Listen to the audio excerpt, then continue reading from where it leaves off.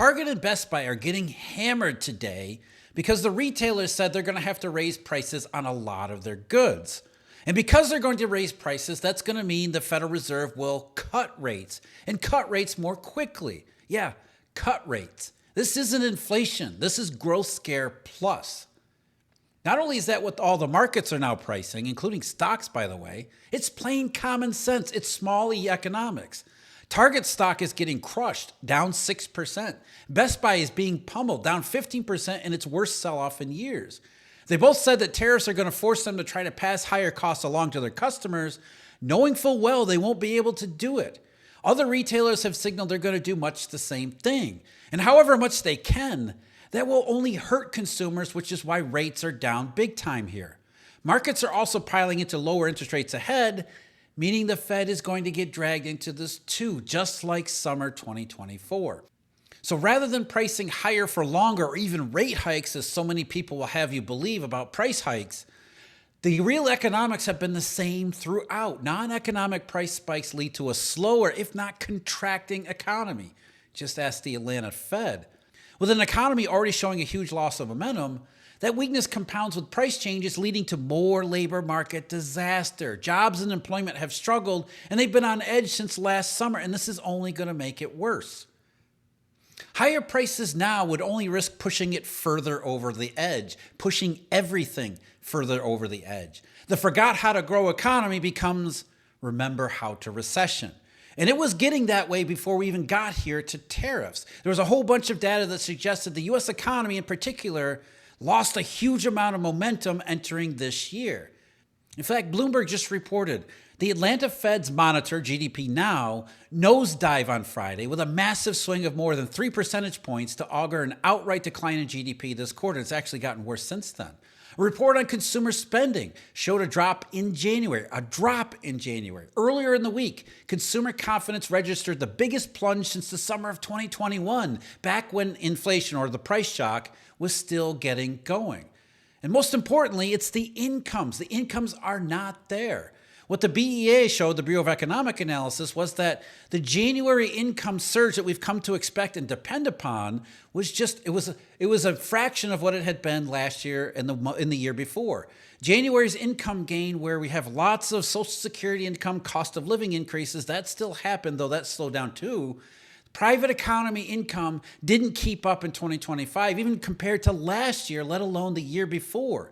The income gains in the early 2023 were absolutely enormous. And if the gains last January, weren't enough to keep the economy out of its summertime recession scare, the gains this year that are even less, what is that going to mean for the overall economic situation? Well, we already know markets have been telling us. And now Target and Best Buy are saying, we've got to raise prices because our costs are going to go up, and we're going to roll the dice here. We're going to see if we raise our prices, if we can pass some of those costs along to customers. But as even the stock market is pricing, there's not a whole lot of optimism they're going to be able to pull it off. Target Chief Executive Brian Cornell said its shoppers would likely see price hikes in its stores over the next couple of days in a CNBC interview on Tuesday, just after the tariffs went into effect. Among the first comments on the tariff impact from a major U.S. retailer, Cornell said the company has done a lot of scenario planning on goods like fruits and vegetables and a, quote, significant amount of which comes from Mexico during the winter. We're going to try to make sure we can do everything we can to protect pricing, but if there's a 25% tariff, those prices will go up, he said. Shares of Target were down as much as 5.7% in New York trading following the earnings release. The company is now projecting little to no sales growth during the year. And so already, how does higher prices lead to lower or no sales growth? In fact, that's what they're saying, is that we're going to try to raise prices, and we expect that it's going to harm our top line results. And as it harms the top line results for Target, that means they're going to have to do something about their bottom line, which means more trimming of hours just from Target, but also what prices they do and what costs they do pass along to customers Customers have to take that from someplace else because incomes are not keeping up. They're not growing either. So somebody else is going to have to pay the price, literally pay the price in this case, which is why the markets are all reacting so negatively and so strenuously negatively. Before we get back to the rest of today's video, I want to tell you about today's video sponsor. I've been doing this for quite some time, and I've been approached by sponsors before, and I've turned all of them down. So I'm not interested in selling just random stuff here on the channel. But today's video sponsor, Monetary Metals, not just some random company. I know Monetary Metals, I know Keith Weiner. I've appeared on their podcast a bunch of times before. In fact, there's a conversation that Keith and I had last year that's sitting in the Eurodollar University member site as we speak. So if you're all interested in precious metals, you need to check out what Monetary Metals is up to.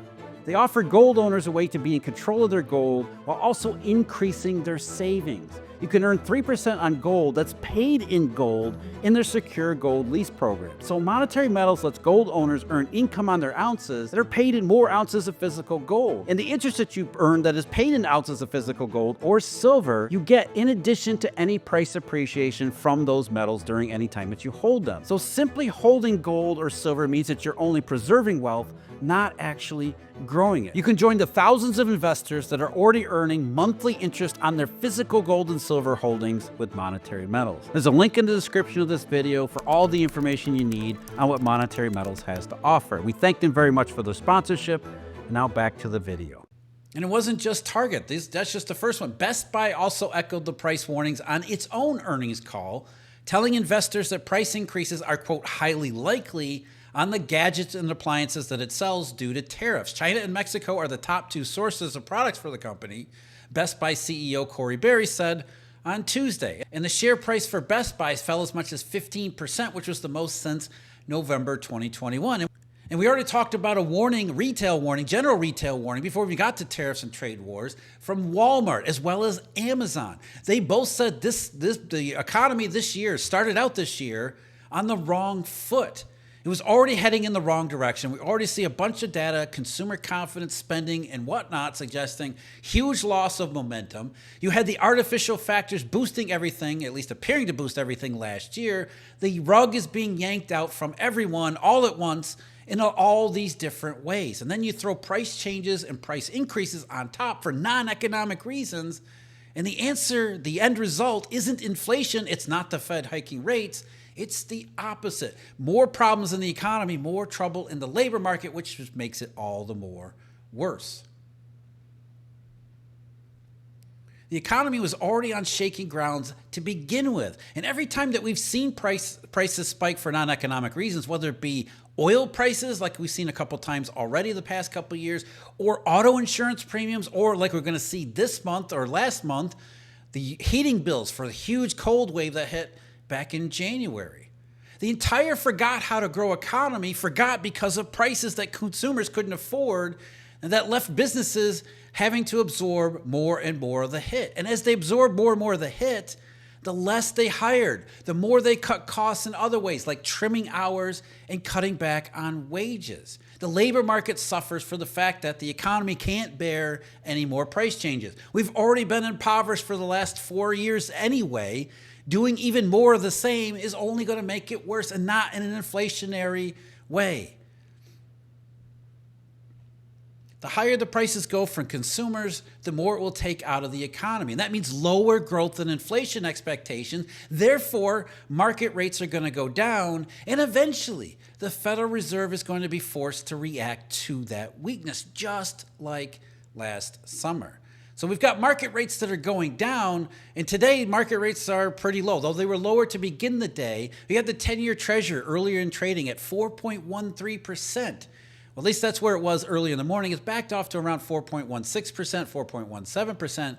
But remember, the 10-year Treasury had been 4.62% back on February 12th, and at a high 4.79% heading into the 480s back on January 13th. So long before we got to the trade wars and tariffs that we see today, interest rates were already moving lower, reflecting that sharp loss of momentum in the economy that you could see and feel coming out in all these different ways.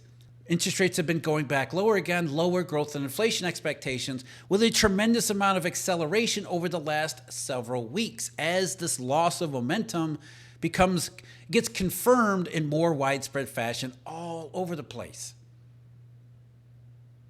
The 2-year Treasury, which is a good combination between looking at the longer end of the yield curve at the independent growth and inflation expectations, as well as also paying close attention to what the Federal Reserve wishes it could do, as well as what it might actually be able to do, which gets us back to last summer. The Fed thought higher for longer. The 2-year Treasury and a lot of short-term interest rates, similar to the 2-year Treasury, were saying, you're not going to be able to hold higher for longer. You're going to react to the weakness that's becoming more and more apparent, and you're going to end up cutting rates more aggressively than you think, which is exactly what happened. And that's right where we are once again. As of this morning, the 2-year Treasury was down to 3.88%. It backed off to around 3.91% before I started recording here, but that's the lowest since October.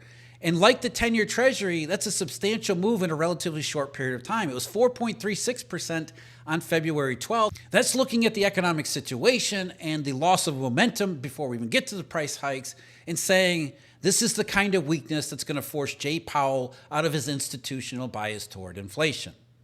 So as the markets are all uniformly saying here, again, the prices are going up for non-economic reasons, which is not going to be inflationary. It's not going to force the Fed to hike rates or leave them higher for longer. It's going to lead to economic weakness for an economy that's already, if not right at the edge, already heading over it to begin with. And this is all just part of the bull steepening process that goes back more than a couple years here. Bull steepening, where interest rates are going down and the curve uninverts and starts to steepen out, as much as it sounds like it's a straightforward linear process, it's anything but. It goes back and forth. There's a dynamic pattern to it.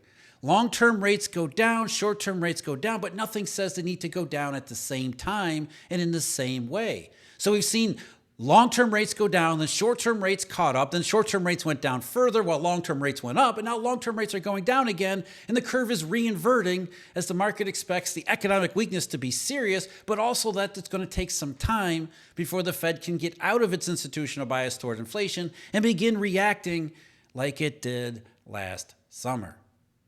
Going back to Bloomberg here, even the mainstream media gets this. The mainstream media that's always talking about inflation risk. Bloomberg reports global markets are more concerned about economic growth and not inflation as it relates to the ratcheting up of tariff policies. That's according to John Brady, who's a managing director at R.J. O'Brien. Futures traders are pricing in expectations that the central bank, the Federal Reserve, will cut its benchmark rate by 0.75% by the year's end. And that's not how to look at this either. That's sort of like the median expectation, when it really represents a probability and a probability spectrum, a range of potential outcomes that are increasingly biased toward the downside. So maybe the median is an expectation of 3 rate cuts in 2024, but the spectrum could be as little as 2 and as many as a lot more than 3. That's what the markets are pricing, and I'll show you in a minute with term SOFR futures. The recent slide in yields was the strongest in shorter dated securities, most affected by monetary policy shifts, which are interest rate policies, not money policies. In options trades showed wagers the rally has further to run. That steepening of the yield curve, the treasury curve, was mirrored in Europe, where traders similarly amped up wagers on easing from the central bank. It's not easing, it's reacting to the weakness, because what traders are saying is that the weakness is becoming so severe and so serious and so undeniable. Central bankers that might be distracted by the last consumer price index number, they're going to be shaken from their haze and forced to react to this undeniable weakness in the real economy. Undeniable weakness, not inflation. And call it a growth scare if you want, but we're just going back to where we were last summer after another short-run transitory fluctuation. And the higher the prices go from retailers and from other sources, the higher input costs go on retailers, the worse it's going to be for consumers as well as businesses. Businesses that can't afford to pay the higher costs and can't pass them along to their customers. So what are they going to do? As I keep saying, they're going to trim more hours, they're going to hire even fewer people, and they're going to have to, in some cases, like we saw with Mercedes and the auto business, they're going to start laying off. And the real risk here is that it won't just be Mercedes, it won't just be the auto business, that it'll become more widespread. That's what's bothering the stock market, is that there is a plausible and increasingly likely pathway for the more traditional, the more familiar types of recession signals like widespread layoffs. Higher prices raise the chances of going in that direction, not the inflationary one.